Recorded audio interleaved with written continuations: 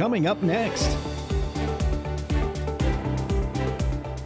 Talent runs in a Penn Trafford family, and one family member is producer for this very morning show. This time, let's hear about his brother's success. And there's a new art course added this year. Listen in to find out more about this interesting new class. All this and more on today's episode of Wake Up Warrior.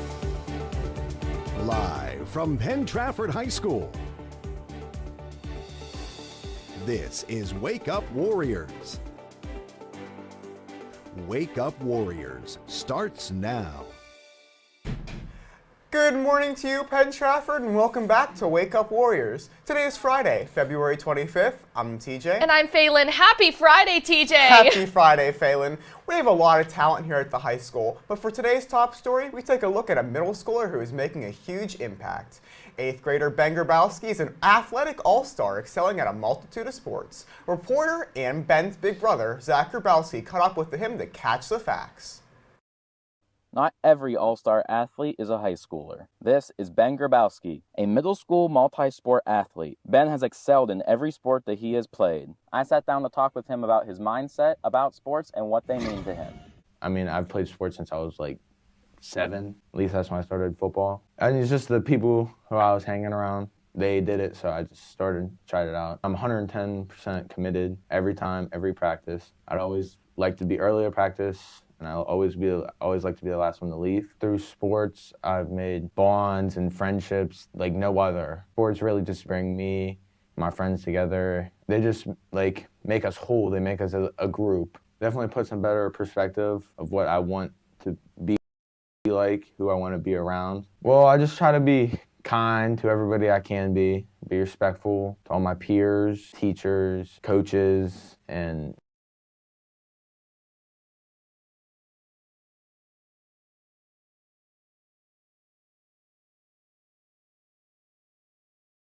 my community. Like, you don't want to be that person picking on them just because you're good at football or baseball or basketball. Just because you're good at that doesn't mean you have the right to pick on someone who isn't as good. You shouldn't be bringing them down just because you think that makes you bigger and tougher than what you are.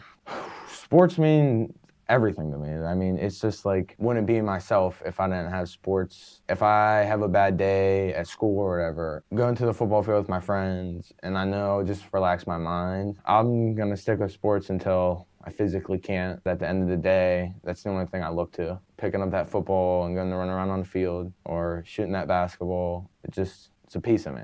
I also talked to some of his coaches about his leadership and work ethic. Ben has a lot of skills, and on top of his skills, he's a strong player. And he's very dedicated to the team and the hard work that he puts in. I can tell he really enjoys the game. So all those things combined just makes him a natural leader. He brings a lot of energy, a lot of positive energy to the team, and people pick up on that.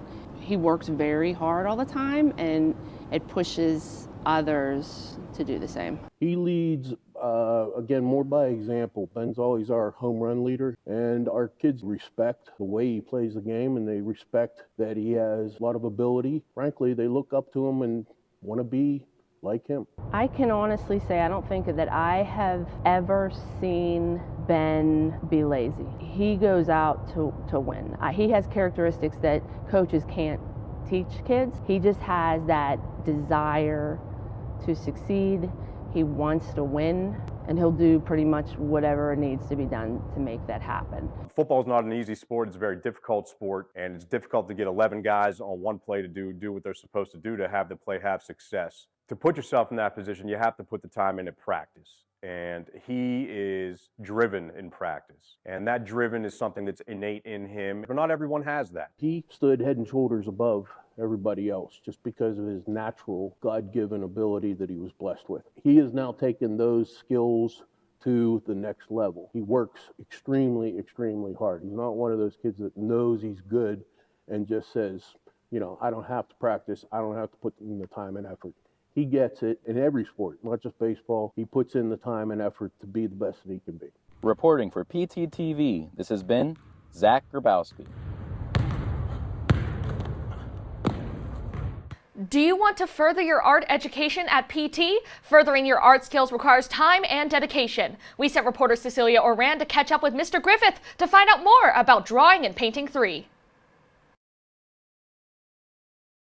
So in Drawing and Painting 3, and this is my first year teaching it, we didn't have it for a little while, and it's back, and it's awesome because we've had a lot of nice, we've had a lot of people that are interested in it. So the basic overall is we're starting to get into some more complex themes. We're getting into some other types of media that you weren't able to see in Drawing and Painting 1 and in Drawing and Painting 2. So it's kind of a little bit more challenging that way with the students. So as far as skills go in Drawing and Painting 3 is we take a lot of you learned in Drawing and Painting 1 and in 2, and we expand upon that and start to get, start to do some different types of media mixed with those skills that you've already learned and you're building upon from 1 and 2. Obviously there's growth of expectations for the class, the different media sets that you're working with, but also at the same time is you need to be pretty much self-motivated on this. So you're in a Drawing and Painting 3 course. I honestly want to see growth, and that's usually what I say in Drawing and Painting 1 is I want to see that you get better upon each project that you're working on. So in 3 it's going to be the same thing, it's just taking things a little bit further now. Tapping into your creativity, using all the skills that you've learned before. We take a deeper dive into printmaking as well. It is a smaller class than you would have in a ones and Drawing and Painting 1 and Drawing and Painting 2, so we can do more of those larger scale projects and spread out and actually use the studio space a lot more. And I like to have a nice atmosphere within the classroom, and I want you to be creative and express yourself, in a fun way.